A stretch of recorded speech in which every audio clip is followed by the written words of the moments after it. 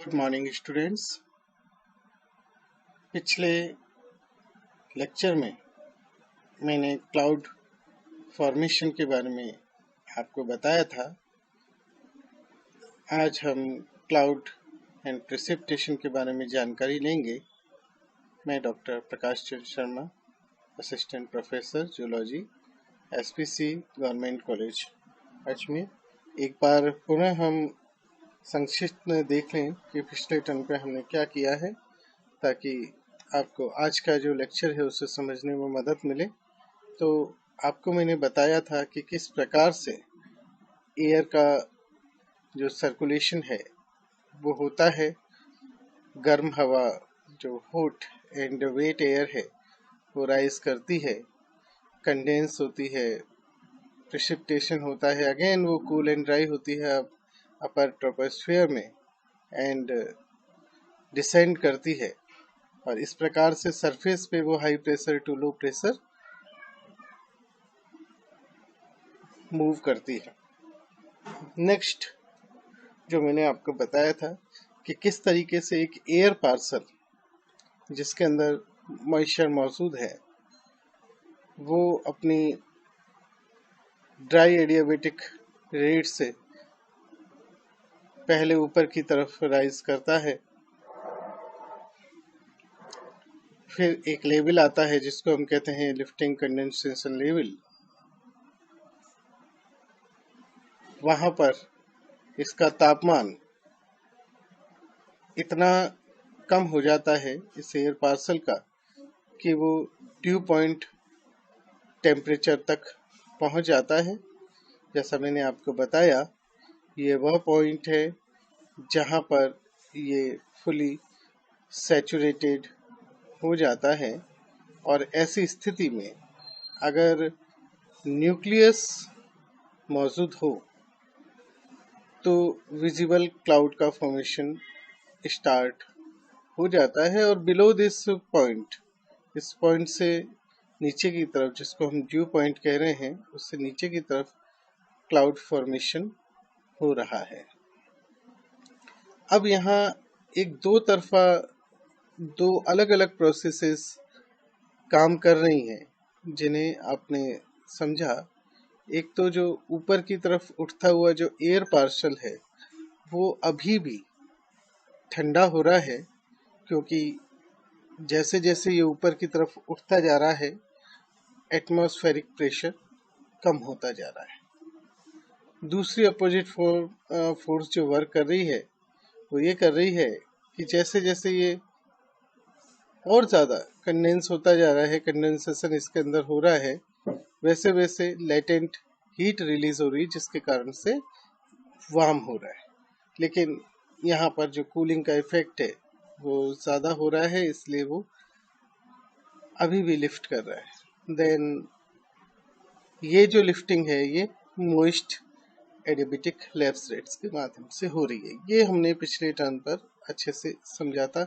आज हम देखते हैं कि खास तौर पर वार्म जो एयर है वहाँ पर रेन कैसे या प्रेसिपिटेशन कैसे होता है, किस तरीके से ड्रॉपलेट्स बनती हैं, उस चीज़ को हम समझें। तो वार्म क्लाउड में जो कि अपने ड्यू पॉइंट से नीचे आ चुका है,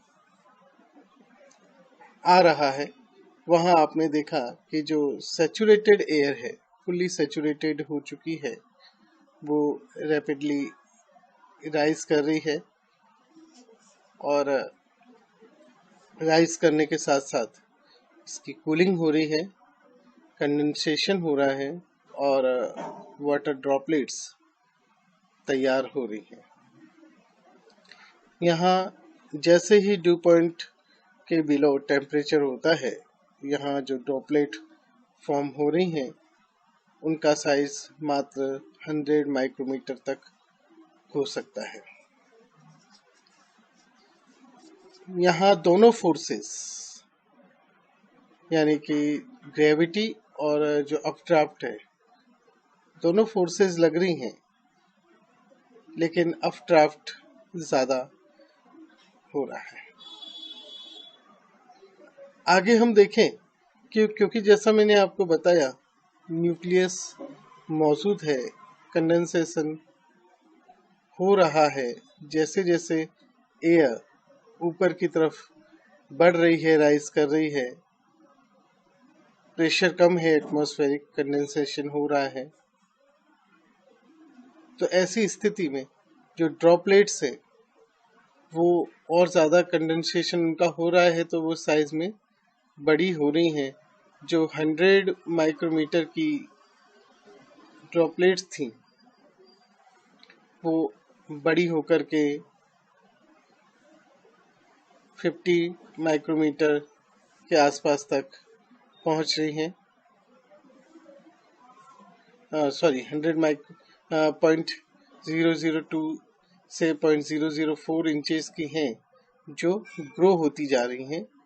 और ग्रो होते होते जैसे जैसे और ज़्यादा जो एयर है अपलिफ्ट हो रही है, राइज कर रही है, वैसे वैसे ये एक दूसरे के साथ में टकरा रही हैं और टकरा के और ज़्यादा इनमें कंडेंसेशन हो रहा है, एक दूसरे से मिल रही हैं और बड़ी ड्रॉप बन रही हैं, जो कि करीब 100 to 2000 माइक्रोमीटर तक की हो जाती, 1000 से 2000 माइक्रोमीटर की, या 0.04 से 0.1 इंच तक के साइज की हो जाती हैं, जो कि हम ये समझ सकते हैं कि रेन ड्रॉप का साइज है।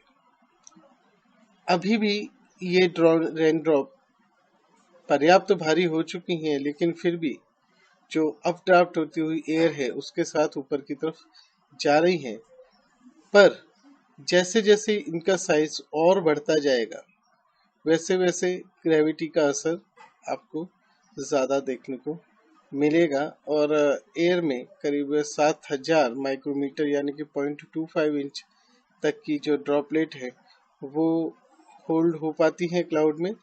उसके बाद में साइज इतना बढ़ जाता है कि जो अपड्राफ्ट हो रहा है, इनका जो अपवर्ड फोर्सेस लग रही हैं क्लाउड के साथ, इसको जो उड़ा के ऊपर की तरफ ले जा रही हैं, वो फोर्सेस की तुलना में इन ड्रॉपलेट्स पर लगने वाला ग्रेविटी ज़्यादा हो जाती है, ग्रेविटेशनल फोर्स ज़्यादा हो जाती है, जिसके कारण अब ये नीचे की तरफ गिर सकती हैं। तो मैक्सिमम जो साइज है वो 7000 माइक्रोमीटर तक का हो सकता है, वहाँ तक ये पहुँच जाती हैं। लेकिन अभी भी जैसा मैंने आपको बताया कि जैसे अभी भी मोस्ट एडियाबेटिक लैप्स रेट से ऊपर की तरफ एयर पार्सल उठ रहा है, कंडेंसेशन अभी भी हो रहा है, ड्रॉपलेट्स साइज में और बड़ी हो रही हैं। जैसे जैसे ड्रॉपलेट और ज़्यादा बड़ी होने लगती हैं, अभी आपको बताया था कि मैक्सिमम साइज जो होल्ड हो सकता है वो 7000 माइक्रोमीटर है, लेकिन ज़्यादातर जो ड्रॉपलेट्स हैं वो कैसी हैं, 1000 से 2000 माइक्रोमीटर की। तो इससे बड़ी होते होते 5000 तक होते होते ग्रेविटी का असर काफ़ी ज़्यादा होने लग जाता है। तो अब ये क्योंकि भारी हो चुकी हैं, तो नीचे की तरफ ये गिरना प्रारंभ हो जाती हैं, क्लाउड में ही नीचे की तरफ आना प्रारंभ हो जाती हैं। और इसी दौरान जैसा आपको बताया और ज़्यादा एक दूसरे से कोलाइड कर रही हैं और अधिकतम ये 7000 तक पहुंच जाती हैं। सामान्यतः जो बड़ी ड्रॉप्स होती हैं वो 5000 माइक्रोमीटर तक की होती हैं।